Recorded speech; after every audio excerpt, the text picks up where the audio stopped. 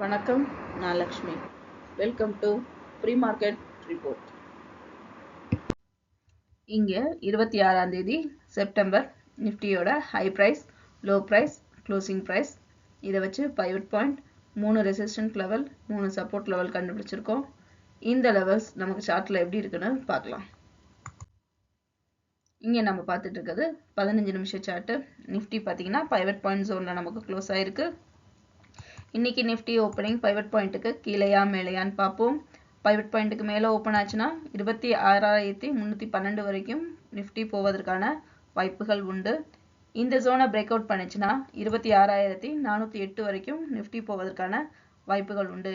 இந்த ஜோனையும் break out பண்ணிச்சுன்னா 26,565 வரைக்கும் Nifty போவதற்கான வாய்ப்புகள் உண்டு. பைவட் ஜோனை பிரேக் அவுட் பண்ணி கீழே ஆரம்பிச்சிச்சுன்னா 26,059 வரைக்கும் நிஃப்டி போவதற்கான வாய்ப்புகள் உண்டு.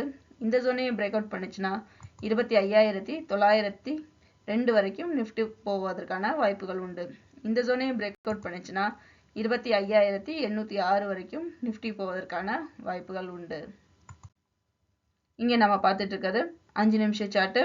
நிஃப்டி பார்த்தீங்கன்னா ஆல் டைம் ஹையை நமக்கு பிரேக் பண்ணி அப் ட்ரெண்டில் மூவ் ஆகிட்டே இருக்கு. இங்கே நம்ம பார்த்துட்டு இருக்கோம்.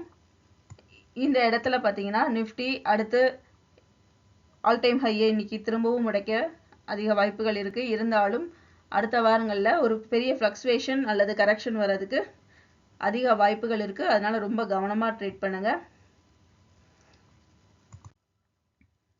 இங்கே நம்ம பார்த்துட்டு இருக்கிறது 1 டே சார்ட்டு. இதில் பார்த்தீங்கன்னா நிஃப்டியோட இந்த கேண்டில் வந்து முழுசா நமக்கு க்ளோஸ் ஆகலை, விக் இருக்கு.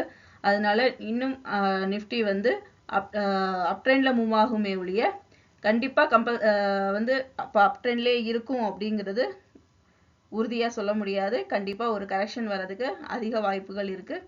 இன்னைக்கு நிஃப்டி சைட்வேஸில் மூவ் ஆவதற்கும் அதிக வாய்ப்புகள் இருக்குது.